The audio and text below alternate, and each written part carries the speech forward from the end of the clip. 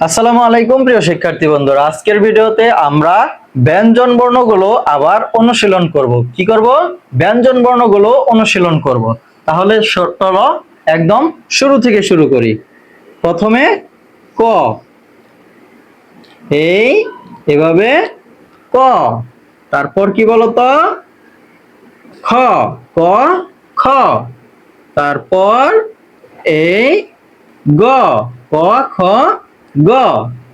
এবার ঘ, ক খ গ ঘ।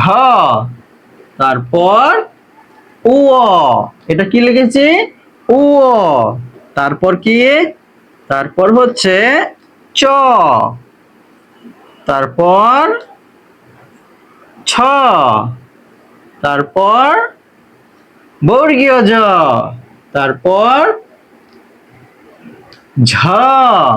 তারপর ইয়। তারপর ট, ঠ, ড, ঢ। মূর্ধন্য ত, থ, দ,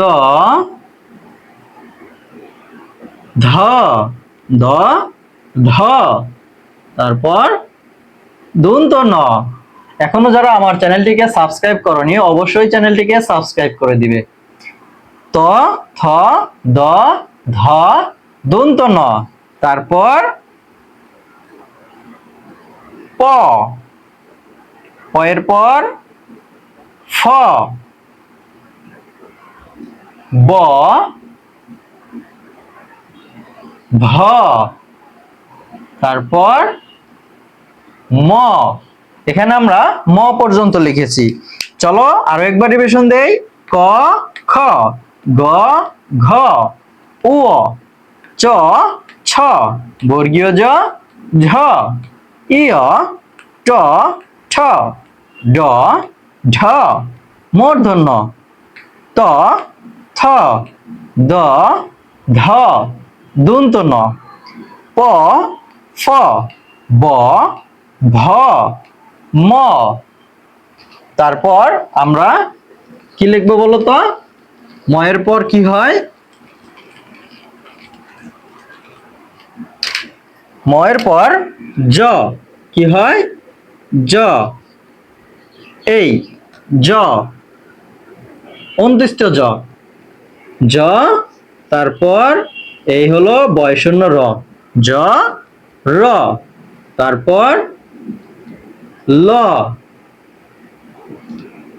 তালব্য শ,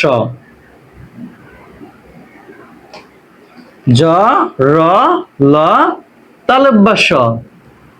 তারপর কি? তারপর হচ্ছে মূর্ধন্য ষ। কি লিখেছি? মূর্ধন্য ষ। তারপর দন্ত স। তারপর হ। তারপর ডয় শূন্য র,